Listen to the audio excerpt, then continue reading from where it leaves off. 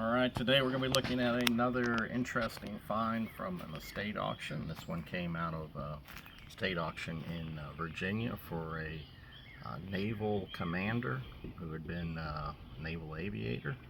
And he had a bunch of items also in that sale for his father, who had been a captain in the US Navy in World War II. So, even though he had been a naval aviator, this was the only helmet that was in the sale, and I'm not quite sure if this gentleman's still alive, if it was a living estate auction or if he had passed away.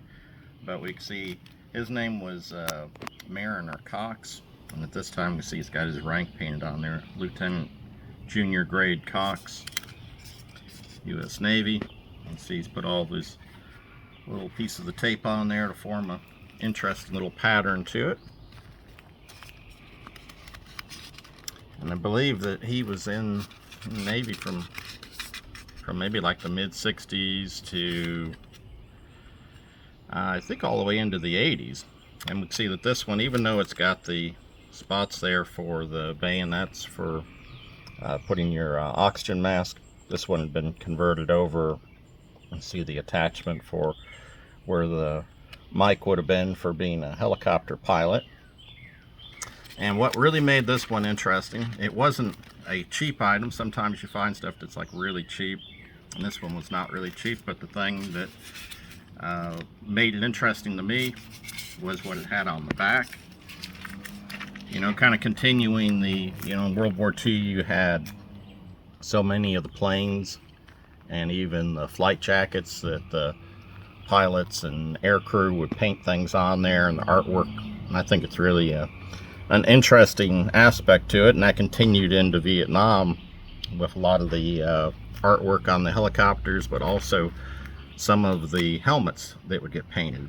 And this one in particular, see, it says US Navy Seawolf, and then it says have guns, will travel. The old Paladin line from the TV series. And this was kind of the design for the Seawolves, the Helicopter Attack Light Squadron 3, which is the most decorated, I believe most decorated naval aviation squadron ever. And this unit, if you're not not familiar with it, they were ones that were instrumental in not only protecting the Brownwater Navy, some of the river boats, but also insertion and extraction support for the Navy SEAL teams. And so usually when you see the design for the Seawolves unit on the shield there, it'll have the colors for the Republic of Vietnam. But this gentleman here, I guess because he had the line from the Paladin show, decided to put the Paladin kind of logo or design from the TV series. And so that was what really kind of piqued my interest in it. And I'll just go ahead and show you on the other side here, you know, just some more of the different tape work that he did on there. But with the Seawolves, with like I said, at the time he was Lieutenant Junior Grade, what made it interesting was you can look online, there's the Seawolves website, and they have some of the they also had like a newsletter for several years when they were in Vietnam. It's another one of the things that kind of makes their unit unique, was it was a unit that was created in Vietnam and then disbanded in Vietnam, so their entire existence was only in Vietnam. And so they have some of their old newsletters that are in a PDF format online. And if you look for, I tried to see if I could find anything on this gentleman, and sure enough, in March of '68 it mentioned that he was moving from Detachment 6 to Detachment 7. And then in I believe it was in like May of '68, they mentioned he was coming back from R&R in Vietnam. And I also looked in the National Archives records, which are records for Vietnam, are kind of spotty.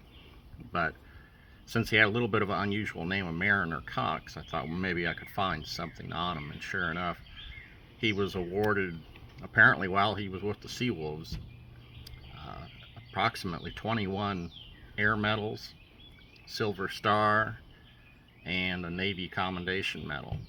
And being the highly decorated unit this was, there were only 31 Silver Stars that were awarded for that unit for, I believe they were around for 5 years. So, you know, it was only like one for the entire unit every 2 months. So certainly a very rare award for him. But also something of interest on the back here, below the artwork, it says Ancient One.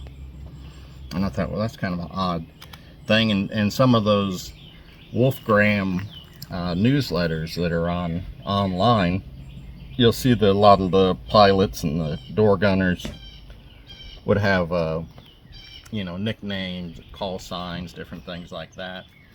So I started looking to see, was there anyone, like, was this helmet reissued to him?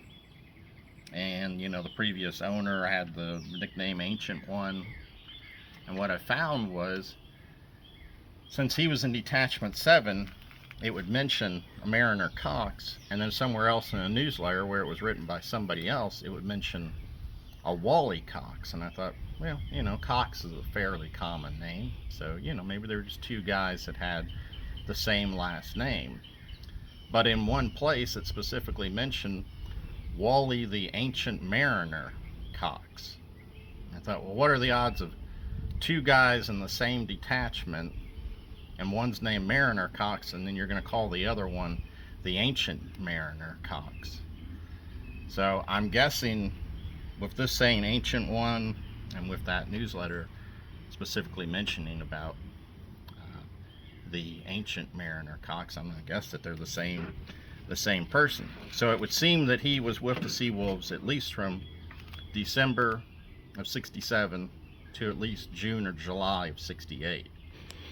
And as I said, in that time he was awarded like 20 air medals, Silver Star, Navy Commendation Medal. So quite a highly decorated pilot for the unit.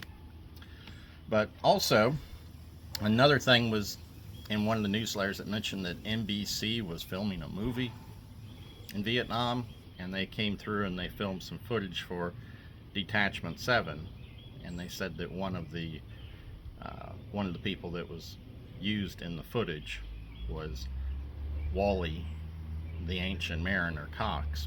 So I don't know what that movie was. It said it was for NBC, so I'm guessing it was like maybe a TV movie thing, something relating to Vietnam. But anyways, I thought this was an interesting piece that,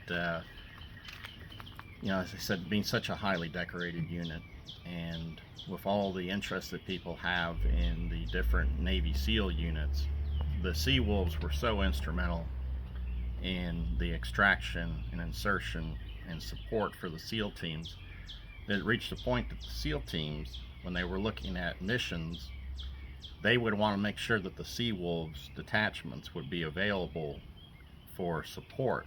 And if they weren't going to be available, if they were off and they were flying something else, the SEAL teams would actually put off the mission, because they knew that these guys were going to be the ones that were going to basically keep them alive and get them out when they needed to, you know, be extracted. And these guys would load these helicopters up with so much ammunition and so much to get support to guys that they couldn't even get the helicopters off the ground.